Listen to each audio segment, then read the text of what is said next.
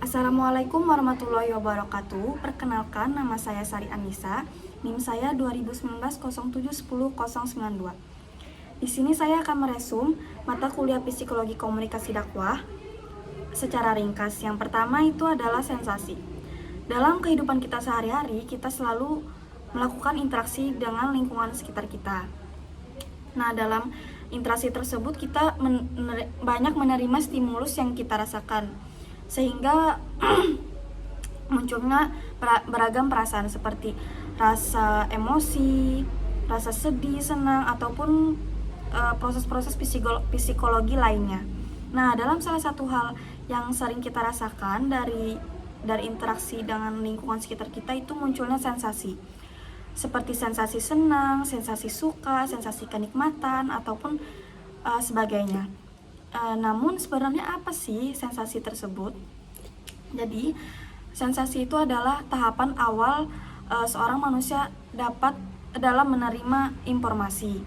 Kata sensasi berasal dari kata Latin yaitu sensatus, yang berarti dianugerahi dengan indera atau intelek.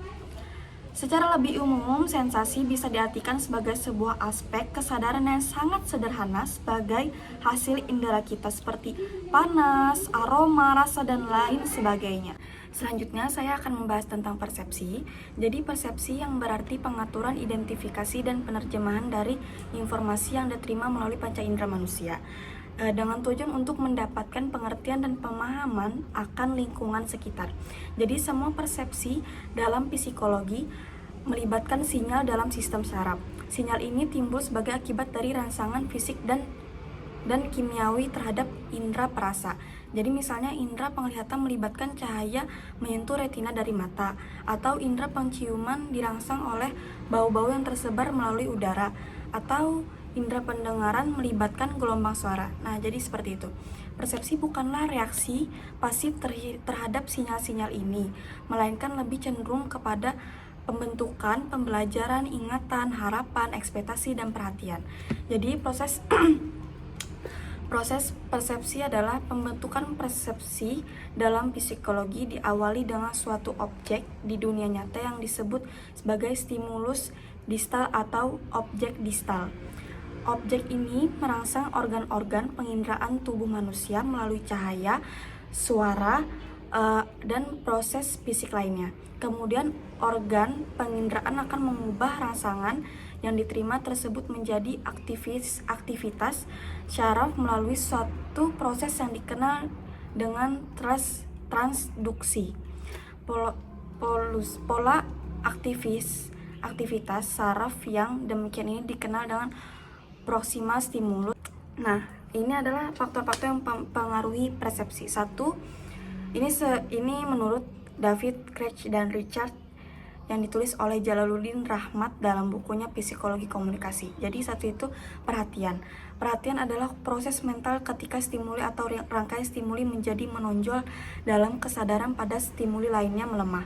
Untuk mengadakan persepsi diperlukan adanya suatu perhatian yang merupakan langkah pertama sebagai suatu kesiapan untuk mengandalkan persepsi. Dan tanpa perhatian maka tidak akan terjadi suatu persepsi. Yang kedua itu adalah faktor fungsional. Faktor fungsional ini berasal dari kebutuhan, suasana hati, pelayanan, pengalaman masa lalu, dan hal-hal lain yang termasuk apa yang disebut faktor personal. Pada dasarnya persepsi tidak ditentukan oleh jenis dan bentuk stimuli, tetapi tergantung pada karakter orang yang memberikan respon terhadap stimuli tersebut. Secara fungsional, persepsi berarti selektif. Ini berarti dalam mempersepsi suatu orang akan memberikan tekanan yang sesuai dengan tujuan orang tersebut. Nah, yang ketiga itu adalah faktor struktur berasal dari faktor struktur. Jadi faktor struktur itu berasal dari sifat stimuli fisik dan efek syaraf yang ditimbulkan pada sistem syaraf individu. Selanjutnya saya akan membahas tentang memori. Jadi pengertian memori menurut Chaplin 2002 yaitu fungsi yang terlibat dalam proses mengenang masa lalu, keseluruhan pengalaman masa lalu yang diingat kembali, dan pengalaman khas yang paling diingat. Dari ketiga pengertian tersebut, maka memori disimpulkan sebagai fungsi, pengalaman atau informasi, dan spesifikasi. Memori melibatkan apa yang dilihat dan dialami dengan merekamnya. Memori menggunakan rekaman itu untuk melakukan aktivitas, namun tidak semua pengalaman bisa disimpan dengan baik. Hanya informasi atau pengalaman tertentu yang memiliki kekhasan saja yang mampu tersimpan, sehingga memori memerlukan suatu tempat untuk menyimpan, menerima, dan mengingat kembali informasi khusus. Nah, jadi ada jenis-jenis memori. Dalam psikologi itu memori terbagi beberapa jenis, yaitu satu, memori sensoris. Jadi memori sensoris berkaitan juga dengan penyimpanan informasi yang diperoleh dari penerimaan panca indera. Memori sensoris merupakan proses penyimpanan informasi melalui saraf-saraf sensoris dalam jangka waktu yang sangat pendek. Yang kedua itu memori jangka pendek. Memori jangka pendek ini merupakan proses penyimpanan memori secara sementara, yang artinya memori tidak bisa disimpan dengan lama. Yang ketiga itu memori jangka panjang. Memori jangka panjang merupakan proses penyimpanan yang bisa diingat cukup lama dan relatif ini bersifat permanen. Nah, jadi memori ini memiliki fungsi-fungsi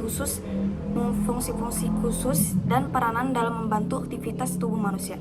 Jadi satu itu encoding itu memasukkan informasi. Jadi encoding merupakan proses penyerapan persepsi dari informasi yang didapat kemudian dirubah menjadi sifat memori organisme.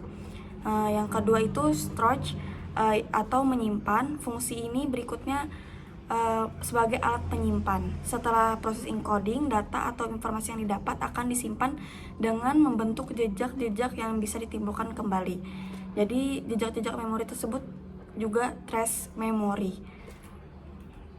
Yang ketiga itu adalah retrieval. Retrieval itu adalah mengeluarkan kembali. Jadi fungsi ketiga ini yaitu menimbulkan kembali ingatan yang sudah tersimpan. Nah, jadi saya seterusnya akan membahas tentang tipe kepribadian personality. Jadi tipe kepribadian atau personality ini adalah sebagai segala bentuk perilaku, sifat, dan tingkah laku yang khas pada diri seorang yang digunakan untuk berinteraksi dengan orang lain, serta menyesuaikan diri terhadap lingkungannya, sehingga membentuk corak tingkah laku yang menjadi kesatuan fungsional yang khas pada setiap individu. Terhadap beberapa konsep yang berhubungan dengan kepribadian diantaranya adalah karakter, temperamen, sifat-sifat, ciri, dan kebiasaan. Adapun tipe-tipe kepribadian adalah melankolis, sanguinis, flegmatisi, kolerisi, dan sebagainya. Setelah ini saya akan membahas tentang komunikasi kelompok. Apa sih komunikasi kelompok itu? Jadi komunikasi kelompok itu adalah interaksi secara tatap muka antara 3 orang ataupun lebih dengan tujuan yang telah diketahui seperti berbagi informasi, menjaga diri, pemecahan masalah, dan yang mana anggota-anggotanya dapat mengingat karakteristik pribadi anggota-anggota yang lain secara tepat. Nah, pengaruh kelompok pada perilaku komunikasi adalah konformitas, yaitu perubahan perilaku, fasilitasi sosial, yaitu peningkatan kualitas kerja, polarisasi atau itu adalah kecenderungan ke arah posisi yang ekstrem. Faktor yang memengaruhi keefektifan kelompok adalah 1. Ukuran kelompok, 2. Jaringan komunikasi, 3. Kohesi kelompok, 4. Kepemimpinan. Nah, selanjutnya saya akan membahas teori komunikator. Teori komunikator mempelajari tentang bagaimana individu bertindak sebagai komunikator dalam proses komunikasi. Teori ini berasal dari tradisi psikologi sosial yang memandang karakter atau sudut individu sebagai faktor yang penting dalam menentukan perilaku komunikasinya. Terdapat poin-poin dalam teori komunikator. 1. Itu adalah karakter atau sifat yang mempengaruhi perilaku komunikasi. 2. Proses pengelolaan informasi dan kerangka pikir seorang. 3. Bagaimana setiap aspek dari individu membentuk proses interaksi individu dalam lingkungan sosialnya. 4. Bagaimana identitas individu dibentuk dan dikonstruksikan oleh beragam faktor.